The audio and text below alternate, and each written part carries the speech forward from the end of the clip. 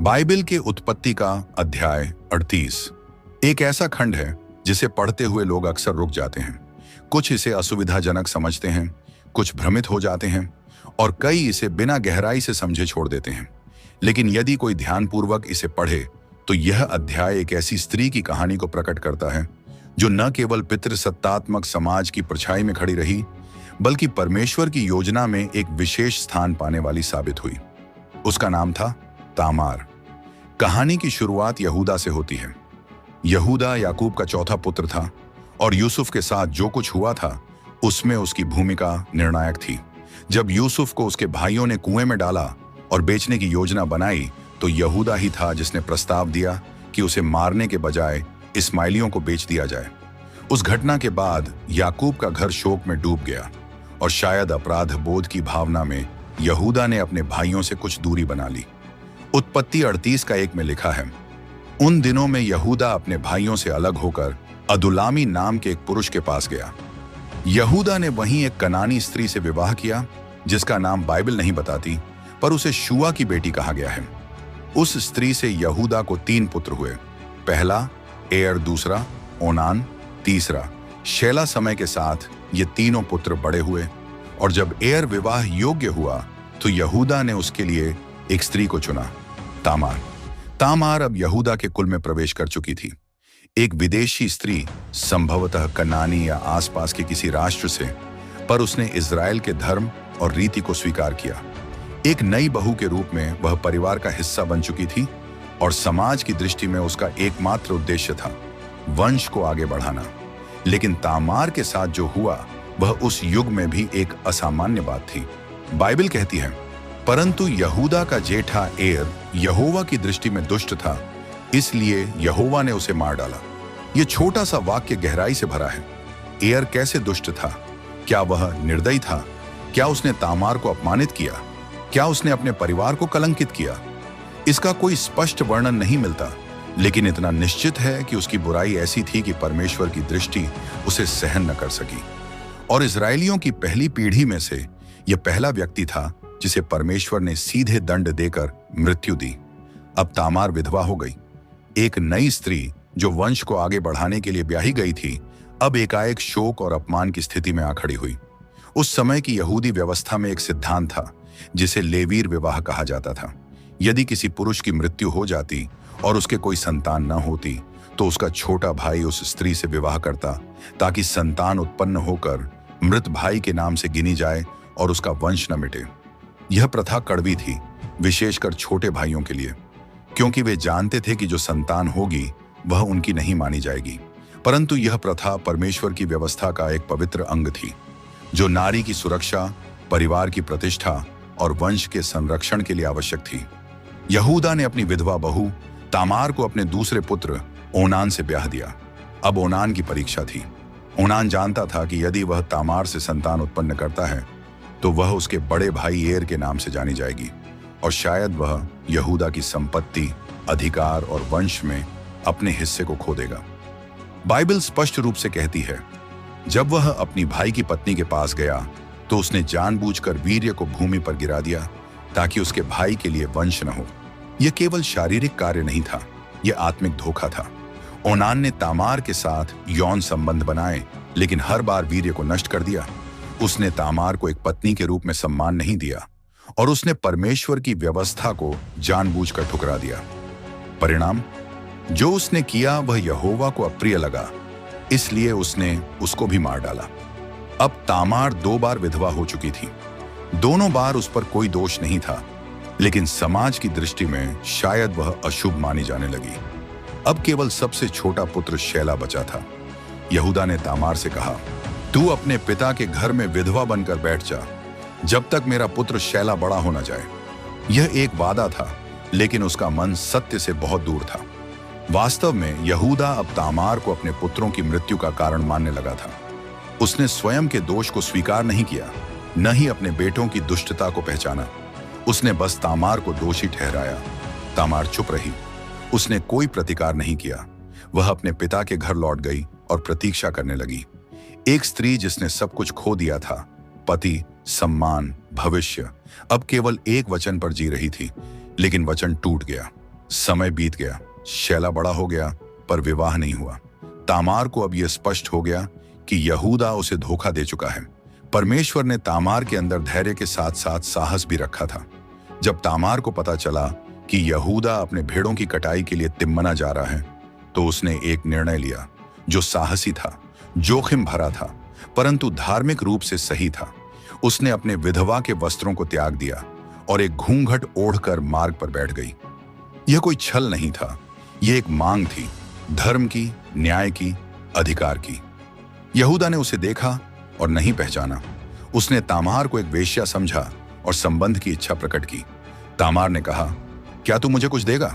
यहूदा ने कहा, मैं तुझे एक बकरी का बच्चा भेजूंगा। तामार ने कहा, परंतु जब तक वह न पहुंचे तू मुझे कुछ गिरवी दे।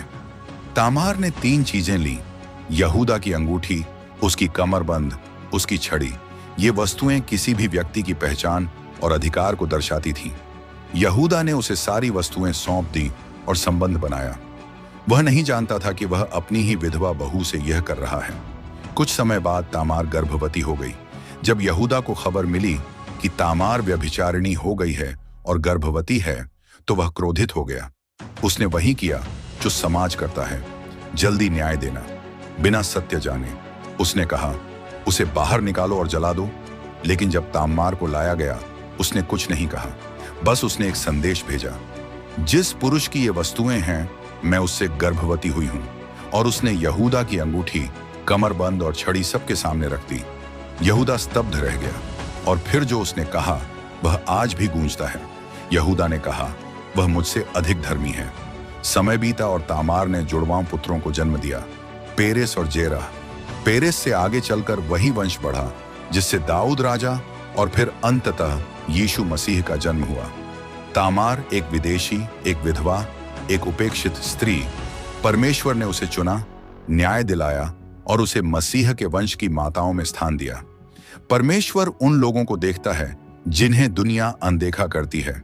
धर्म केवल नियमों से नहीं, बल्कि साहस और न्याय की पुकार से जुड़ा है। कभी कभी परमेश्वर की योजना उन रास्तों से पूरी होती है जो समाज अस्वीकार करता है। तामार की कहानी वहीं समाप्त नहीं होती जहां समाज सोचता है।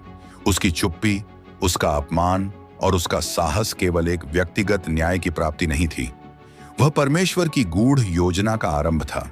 जब उसने जुड़वां पुत्रों को जन्म दिया तो वह केवल एक मां नहीं बनी, वह एक वंश की जननी बनी जिसकी शाखाएं आगे चलकर मसीह तक पहुंचती हैं। उत्पत्ति 38 का 27 में लिखा है, जब तामार का समय निकट आया तब वह जुड़वां पुत्रों से गर्भवती थी। जन्म के समय पहला बच्चा बाहर आने ही वाला था कि उसने हाथ बाहर निकाला।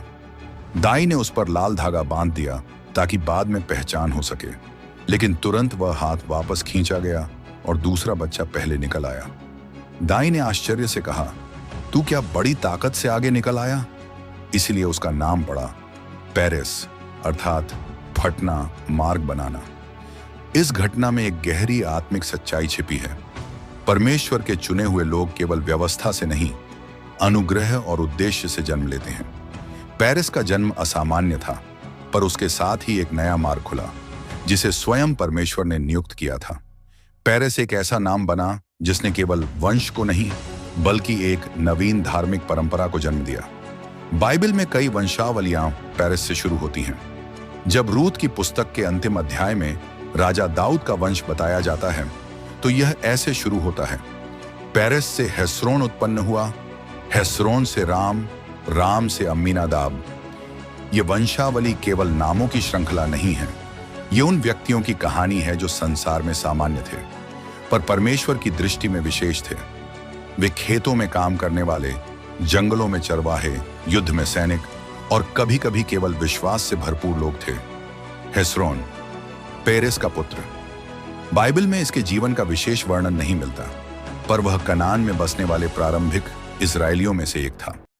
हेस्रोन की पीढ़ी उस युग में रही जब मिस्र में इस्राएली लोग गुलामी में प्रवेश कर रहे थे। हो सकता है हेस्रोन ने अपने पिता पेरेस से कहानियां सुनी हों, तामार की निडरता, यहूदा की पहचान और परमेश्वर की योजना का।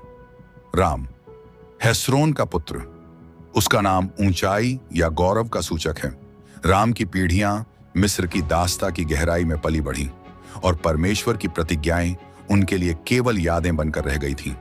पर एक बात स्पष्ट थी, पेरेस का वंश खत्म नहीं हुआ। गुलामी, तिरस्कार और संकट में भी यह वंश चलता रहा। यह वही समय था जब यूसुफ की मृत्यु के वर्षों बाद एक नया राजा मिस्र पर राज्य करने लगा। एक ऐसा राजा जो यूसुफ को नहीं जानता था। वह इस्राएलियों को एक बढ़ती हुई भीड़ के रूप में देखता था और उन्हें गुलाम बना लिया गया। पेरेस का वंश राम, अम्मीनादाब, नहशोन अब मिस्र में गुलामी की जंजीरों में बंधे जीवन जी रहे थे। परमेश्वर अब भी मौन था, लेकिन उसका मौन उसकी निष्क्रियता नहीं थी। वह अदृश्य रूप से अपने वंश को तैयार कर रहा था, ताकि जब समय आए तो उसकी योजना उस रीति से प्रकट हो जिसे कोई समझ न सके। अम्मीनादाब, वह नाम जो मिस्र की गुलामी और निकलने के बीच की पीढ़ी का प्रतिनिधित्व करता है। यह वही समय था जब परमेश्वर ने मूसा को चुना और इजराइल को मिस्र से बाहर निकाला। नहशोन, अम्मीनादाब का पुत्र और इजराइल का एक ऐसा नेता जो महान विश्वास का प्रतीक बना।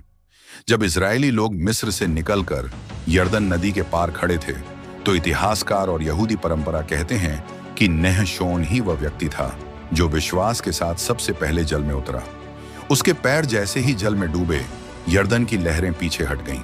इस प्रकार पेरेस की अगली पीढ़ी केवल वंश की वाहक नहीं थी, वे विश्वास के अगुआ बन चुके थे।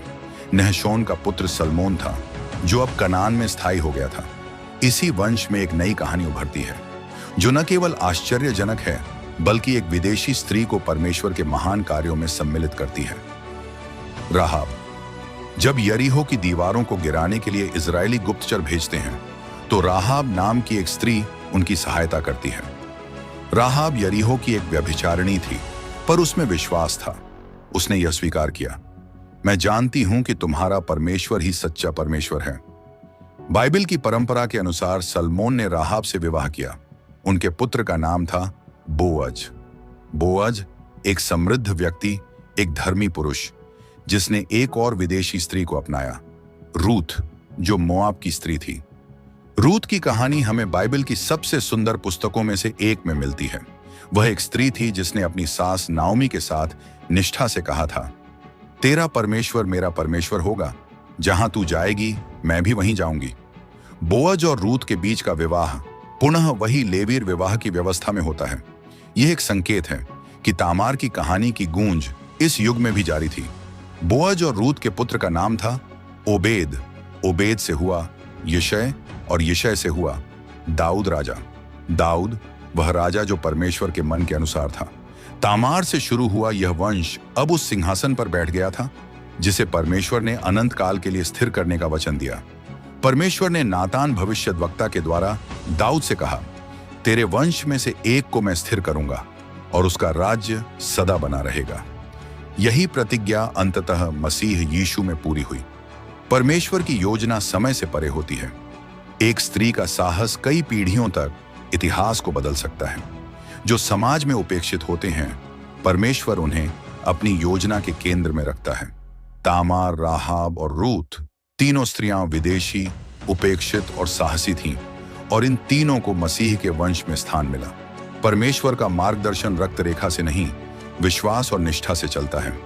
तामार से शुरू हुआ जो वंश पेरेस, बोअज और दाऊद तक पहुंचा, वह केवल एक राज परिवार की रेखा नहीं था, वह एक उद्धार की यात्रा थी।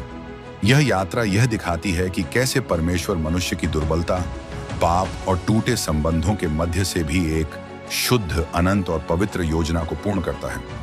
अब हम देखते हैं दाऊद से लेकर मसीह तक की यात्रा, वह मार्ग जिसमें कई नाम हैं और हर नाम में एक गवाही है। दाऊद परमेश्वर के मन के अनुसार चुना गया राजा, जिसने एक चरवाहे के जीवन से आरंभ कर इस्राएल के इतिहास में सबसे प्रसिद्ध सिंहासन पर अधिकार प्राप्त होने तक की यात्रा तय की। लेकिन वह भी मनुष्य था, कमजोरियां उसमें भी थीं। बाइबल बताती है कि उसने बतशेबा नामक स्त्री को देखा, जिसे उसने चाहा, और फिर उसके पति उरिय्याह को युद्ध में मरवा दिया। यह पाप था, परंतु दाऊद की महानता उसके पश्चाताप में थी। उसने नातान भविष्यवक्ता के शब्दों को स्वीकार किया और उसने रोते हुए कहा, मैंने यहोवा के विरुद्ध पाप किया है। परमेश्वर ने दया की। दाऊद और बतशेबा के बीच से एक पुत्र हुआ, सुलैमान, वही पुत्र जिसे आगे चलकर इजराइल का सबसे बुद्धिमान राजा और मंदिर का निर्माता बनना था। सुलेमान के युग में इज़राइल ने शांति, वैभव और ज्ञान का उच्चतम काल देखा। उसने यरूशलेम में यहोवा का मंदिर बनवाया और चारों ओर राष्ट्रों से श्रद्धा और सम्मान पाया। लेकिन वृद्धावस्था में वह भी मार्ग से भटक गया। उसने कई विदेशी स्त्रियों से विवाह किए और उनके देवताओं को भी पूजा। परमेश्वर का वचन उसके पुत्र के लिए चेतावनी बनकर आया और राज्य 2 भागों में विभाजित हो गया।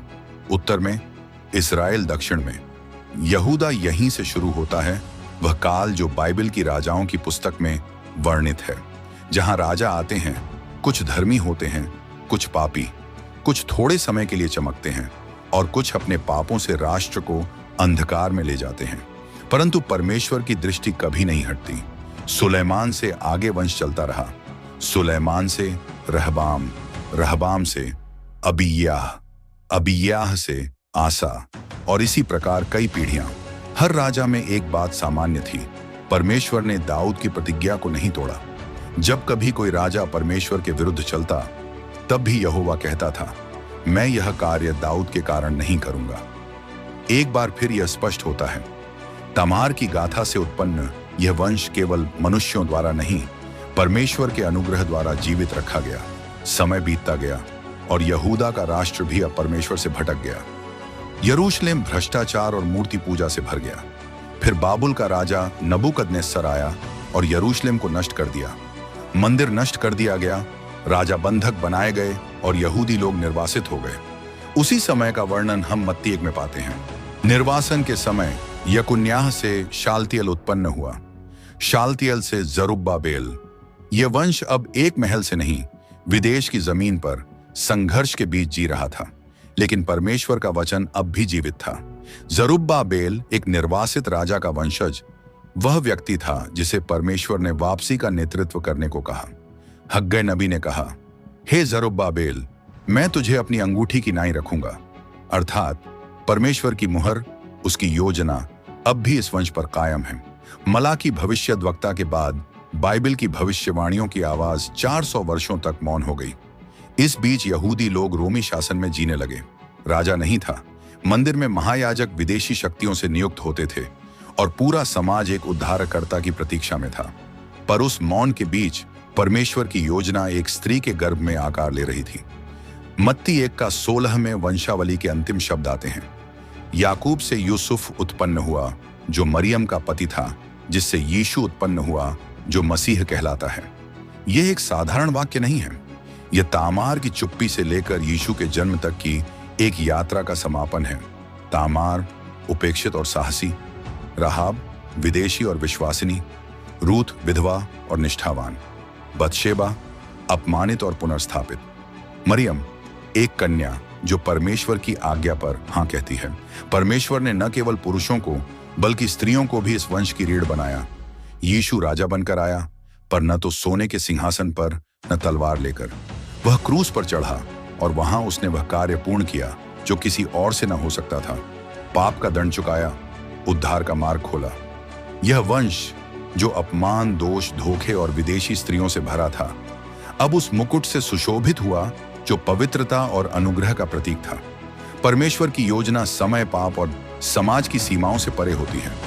जिस वंश की नींव तामार ने रखी, वही वंश एक दिन सभी राष्ट्रों के लिए उद्धार लेकर आया। मसीह का आगमन यह प्रमाण है कि परमेश्वर सबसे टूटे हुए साधनों से सबसे पूर्ण योजना बना सकता है। कोई भी मनुष्य, चाहे वह कितना भी दोषपूर्ण क्यों ना हो, यदि परमेश्वर के हाथों में आ जाए तो वह उद्धार का पात्र बन सकता है। तामार की कहानी केवल एक नारी की पीड़ा की कहानी नहीं है, यह परमेश्वर के न्याय, अनुग्रह और उद्देश्यों की जीवित गवाही है। जब दुनिया चुप हो जाती है, परमेश्वर बोलता है। जब समाज ठुकरा देता है, परमेश्वर अपनाता है। तामार, राहाब, रूत और मरियम, ये स्त्रियां आज भी हमें याद दिलाती हैं कि परमेश्वर की दृष्टि में योग्यता नहीं, हृदय का समर्पण मूल्यवान है। अगर यह वीडियो आपको अच्छी लगी हो तो इस वीडियो को अपने परिवार और दोस्तों को शेयर करें और हमारे चैनल बाइबल ट्यूब को सब्सक्राइब करें। परमेश्वर आप सभी को आशीष दे। जय मसीह की।